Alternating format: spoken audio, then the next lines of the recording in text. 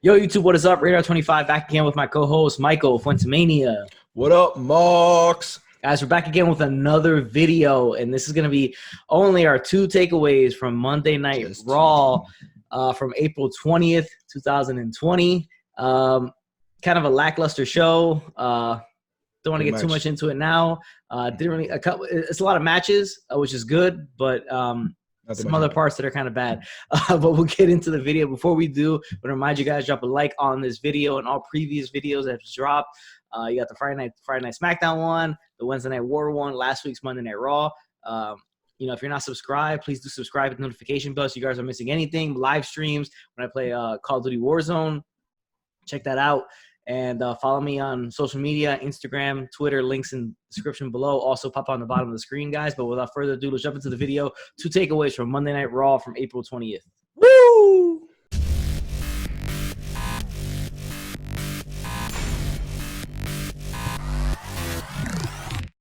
Okay, guys, so the show started off with Drew McIntyre promo, and we're going to jump right into the first takeaway of the night, and we're going to bunch this up together, and it's just a continuation of Drew McIntyre and Seth Rollins. Now, obviously, last week, Seth Rollins inserted himself into the title picture by stomping Drew McIntyre 2 times after his match with Andrade, and Drew McIntyre comes out to talk about this, and later on, he basically sets on the challenge right here to challenge Rollins to Money in the Bank for a title match to defend his title against Rollins. Rollins later on the show accepts in a pre-taped video thing that he did. Where he's sitting on a strange I'm not gonna lie to you. I think that's the actual furniture in his home. Yeah, he seems like the type who likes some type of shit like that. Weird gothic devil chair. Yeah, weird. I think that is his house. But he cut a very kind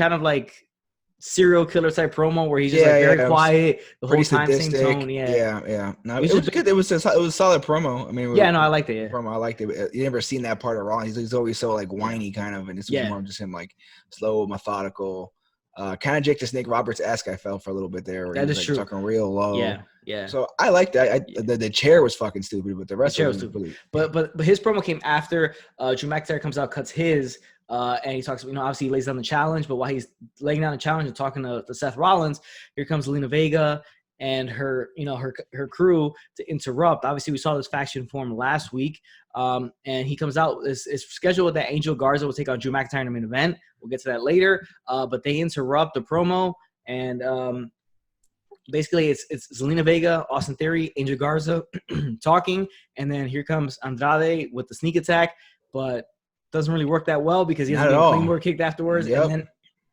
And then Zelina Vega's telling Austin Theory and Garza to get in the ring and help him because it's 2v1, and they cower and they do not even bother. And then that was the end of that segment. But we'll get to that later on because it has to do with our second takeaway. But this is just the beginning of that. So Rollins promo comes later, and he accepts the challenge for Money in the Bank.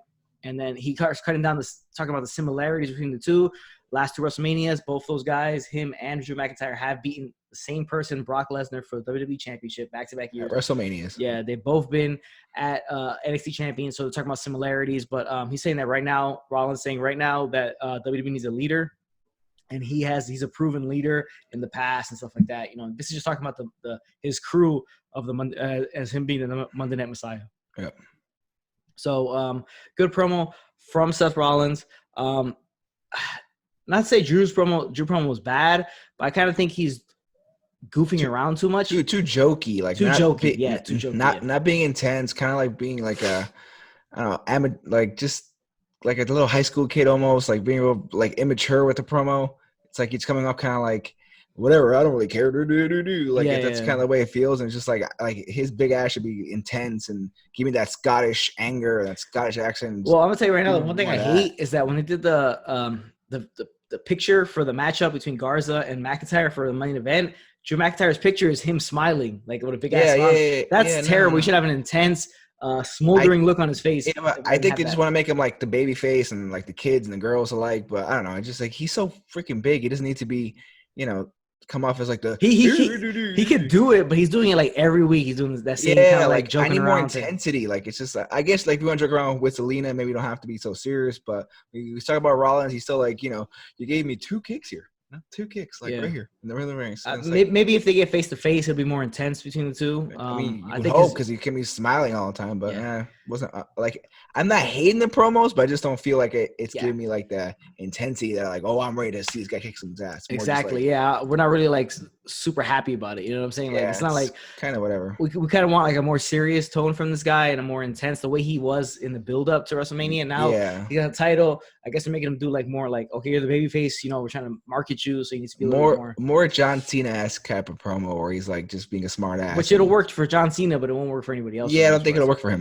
He needs to be more of like a menacing figure. Obviously be the good guy in all this. Okay, so the match is set up. Garza, McIntyre coming in later on the show, but that's first takeaway. The continuation, more of Seth Rollins and Drew McIntyre. The match is set. I think this is the perfect foil for Drew McIntyre right now. And I think it's going to be an awesome match, hopefully. And, you know, I'm excited to see the feud continue after this. And hopefully everything goes back to normal where we can actually get AOP and Buddy Murphy in on this too with more people involved in it. Buddy Murphy coming up later too. Yeah, because we'll see later on that they have McIntyre against the faction of Zelina Vega and her crew. The Selena stable. The Zelina stable, and it's not really affecting McIntyre too much. We'll talk about that later, though. Next thing on the show, guys, was another Money in the Bank qualifier for the men's side. Aleister Black versus Austin Theory. Zelina, the actual shoot wife of Aleister Black. This is funny. Yeah, we're going to go over this quickly, but this is funny because, Zelina Vega is actually the wife of Aleister Black. She was doing commentary, and she even interfered a little bit, talking shit to Aleister Black. So that was kind of funny. They didn't even reference that they're actually married or whatever. We all know they are. But this is a good match. Another excellent performance by Aleister Black in the ring. Again, he's putting up good match after good match. He's doing a hell of a job. He's a really good performer. A future star. Good look. Good moveset. He's pretty fun to watch. That's what's fun to watch the future for sure. And Austin Theory too. Props to him. Very a tremendous athlete in the ring. He's just not ready yet. He's too young right now. He needs some more seasoning behind him. But Aleister Black gets the win here, and he qualifies for Money in the Bank. So right now, I believe it's him and Daniel Bryan. I think that's it so far. For as of now. But as of right now, but later on, they have two more qualifier matches to go. So next thing on the show, guys, was Shayna Baszler was advertised being action. She's taking on a Joe Bear in Indy Hartwell. A very strange, odd, awkward setting here because Shayna Baszler makes her entrance, and as soon as she comes out of the curtain, she's standing at the top of the ramp, and then Charlie Caruso just shows up on her on the side and just interviews her mid-entrance. It was kind of weird. Talking about what you did last week, did you feel wrong about it? He said, no. Did I do anything illegal? No. And breaking Sarah Logan's arm, she didn't. Got Sarah Logan fired. Basically, broke her arm and then she got fired. Yeah, future endeavor right there. So she takes on Indy Hartwell, someone who we've never seen before, a jobber basically at this point, enhancement.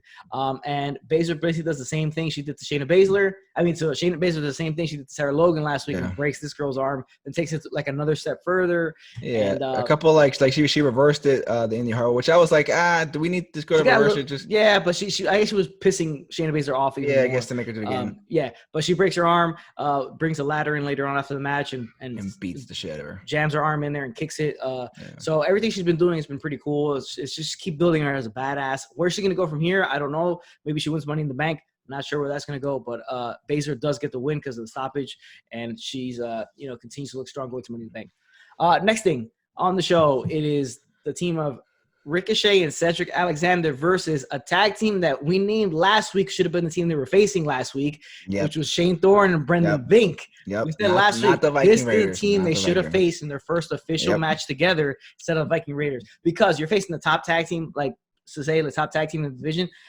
Are you going to beat them? You're immediately going to be having a title shot, right? No. So, no, you should have had them come in against a smaller, weaker tag team and build them up from there, eventually getting them ready for the Viking Raiders. Yes. Made no sense to have them face the top team and then lose last week in the first match. They're working backwards. Like, I don't understand why they exactly working backwards. Let's be excited. Oh, but then we lose the fucking – and then we lose a match. And then now the team you should have faced a week before, now you look good against them. It's like we already saw you lost the Viking Raiders, so you're not really that – menacing of a team, and we're gonna really be scared or care about you. So it's already off to a bad start. That's the way it started. But it was a really good match. Exactly what they needed. What they should have had last week was with this match. Fast pace, showing off all the cool tag team moves, how they're in sync and all that stuff like that, and how they're good. They work with each other. Obviously, Ricochet and Alexander get the win. This is the way they should have been built last week, and this week they should have taken on another different tag team.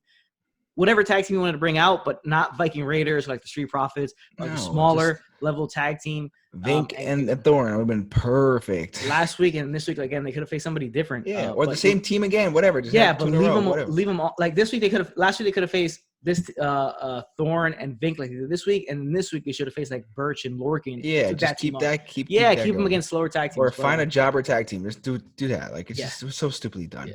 Next thing on the show, guys, was a rematch from last week. Last week was a women's qualifier match of Money in the Bank. It was Kairi Sane, Nia Jax. Nia Jax squashed her. This match was a little bit more competitive.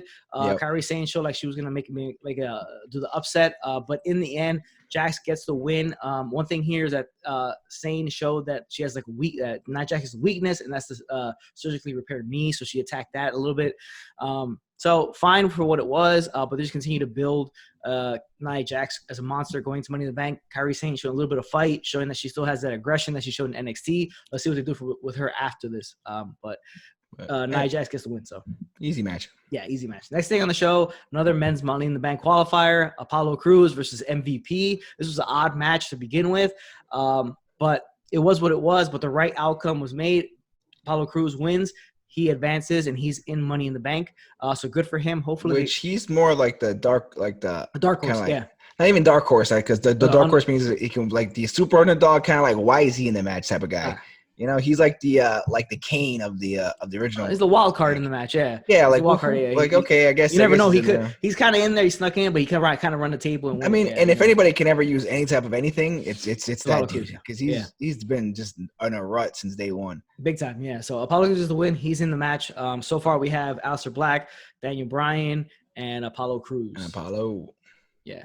Next thing on the show, I hated this. It was Liv Morgan versus Ruby Riott. This feud was built up before this whole leading up to Elimination Chamber, basically. Yeah, and they showed the like 2 months ago when she showed up when Ruby showed up and attacked Liv. Yeah, they show the promo there or vignette. Yeah, but like this match took forever to happen. Like the feud for feud to continue after Elimination Chamber just died, and then now you have the match of Morgan versus Riott. Morgan gets the win. And the announcers really played up the fact that this is the end of the feud, and this Morgan finally got rid of Ruby Riott. It was a waste, I think. Complete waste of a build-up that took it was a year, 2 years in the making.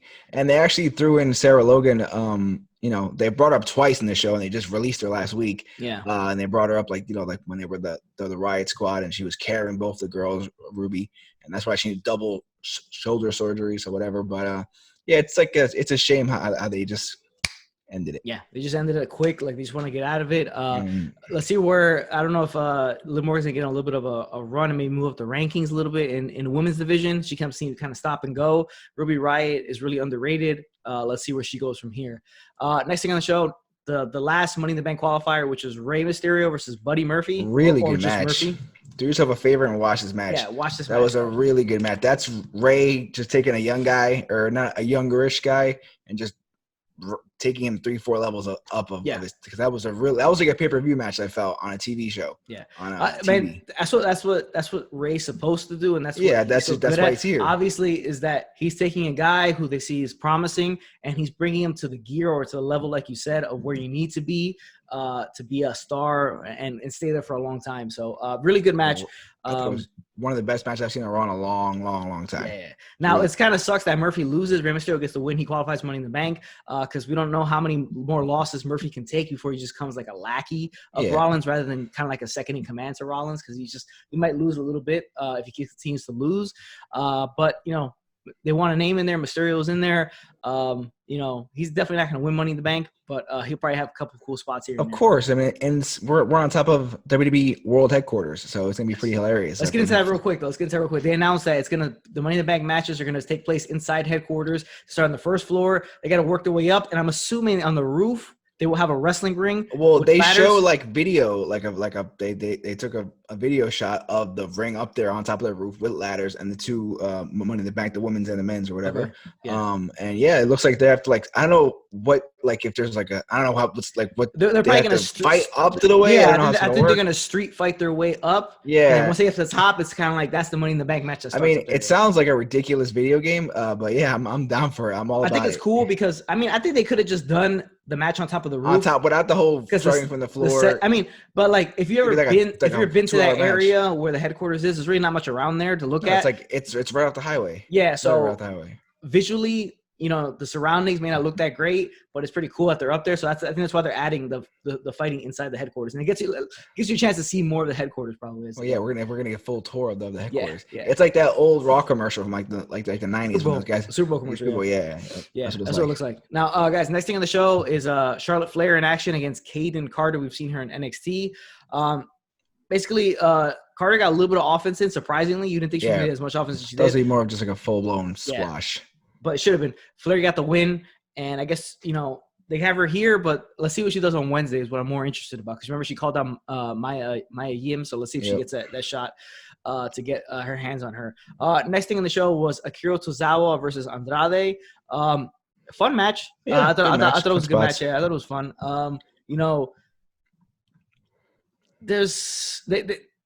They talked about how it didn't go so well with him and McIntyre earlier in the night, and how Theory and Garza didn't really help him out. It's just, I don't know. We'll get into that later in the main event though. But Andrade gets the win, beats Tozawa here. Pretty much all there is to it. Yep. Next thing in the show, Bianca Belair comes out and she has a match against Santana Garrett. Oh, Garrett. Where did I get Fury from? Who knows where you got Fury from? Weird. Yeah, who knows where you got that shit from? Fuck me on that one. Yeah. Bianca Belair wins. She wins pretty easily. It is what it is. Nothing special there.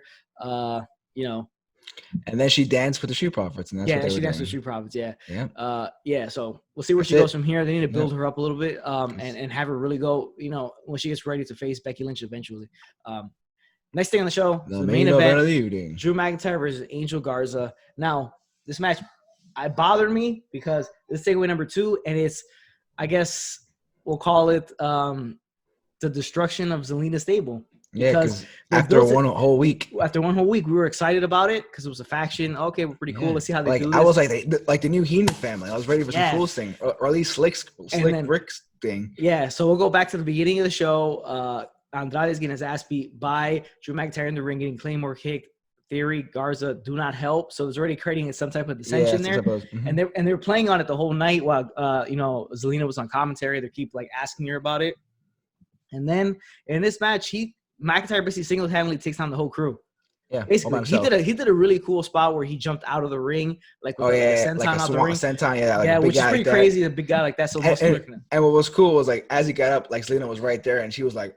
Just it was shocked, because she's so small and he's so huge. He's so huge, yeah. But the fact is that he beat this. So he wins the match, right? He beats Garza. McIntyre beats Garza, but he destroys the entire faction, basically makes him look weak and makes him look weak. Yeah. So you look at the guys, right? Big time good guys, baby faces. Hogan had Piper, and he had basically Heenan is another guy. He was his foil. Stone Cold had Austin. So you always have to have the heel. I mean. Well, Stone Cold had Vince. Stone Cold had Austin. Stone Cold had Vince. Sorry. But you always have the babyface who has to heel. They play off of it, makes that babyface even better, right?